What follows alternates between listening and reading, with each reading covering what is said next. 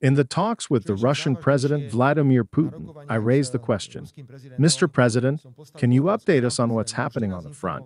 How about the ceasefire? Why is there no ceasefire? I was surprised that in this part of the meeting, President Putin did not respond to these questions. But then he asked me for a 4-on-4 meeting, and in the 4-on-4 meeting, he told me exactly what had happened. He said very clearly, Mr. Prime Minister, I know that you are still pushing for a ceasefire, that this is an important priority for you, whether it is a 3-day ceasefire or a 30-day ceasefire. What I want to say to you here, just please keep it to yourselves at this point, that all of you, if you leave here from Moscow after the celebrations, I will make a public statement and say that I want to negotiate with Ukraine without any conditions as quickly as possible, and we will look for some solutions. It happened. Simply, I had that information up front again. If one were to negotiate with the Russian side, how should one negotiate? Because that is what diplomacy and foreign policy is all about. The diplomacy may have already had this information and may not have been surprised. I am shocked that there is a suggestion that on the 15th of May, the Russians and Ukrainians can meet in Istanbul for direct negotiations where concrete results can come. And to that, I am already hearing statements from Germany and France that they disagree. What have they got to do with it? Isn't that Ukraine's business? Does Ukraine have any spokespeople? So either Ukraine is interested or it is not interested. If it goes on like this, I think this war will go on for a few more years. If elementary things are not respected, it will take a few more years and then let them reproach me. When I publicly refer and say that many Western countries are extremely concerned that this war should continue, why on earth do they not agree to the proposal for direct negotiations on May 15 in Istanbul? I'm losing my understanding of this. I hope that this opinion will be changed, and I remind you again that this is a matter for Ukraine and Russia.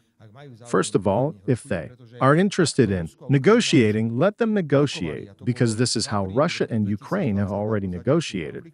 And that was in April in 2022, after the beginning of the conflict. When everything was ready, Ukraine was ready to sign peace agreements. The big boys of the West came in and said, no, we must use this war to fight the Russians and damage them.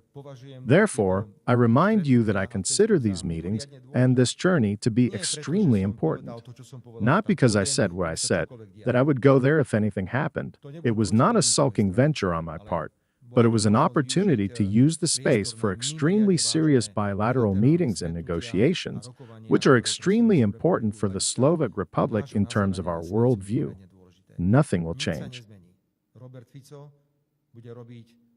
Robert Fico will pursue a sovereign Slovak foreign policy oriented towards all 4 cardinal points of the world, while respecting that we are members of the European Union and NATO, and that we want to be solid and credible partners in these 2 important international institutions.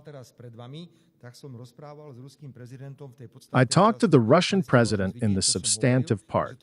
You had a chance to see what I was saying, and that's exactly what it was for sure. So now you're all crying again that I wasn't on a military parade. Because if I was on a military parade, it's just a military parade.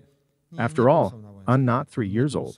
Madam Editor, so no, I wasn't on a military parade, I wasn't. I was doing other things. I thank the people of the Russian Federation. I also met ordinary people. For example, I visited the extremely interesting interactive museum of the Second World War.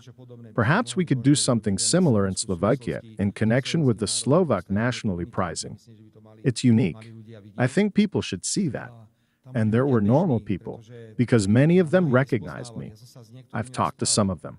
Those people are extremely appreciative that other countries can show respect and reverence for what the Red Army did in 1941 to 1945.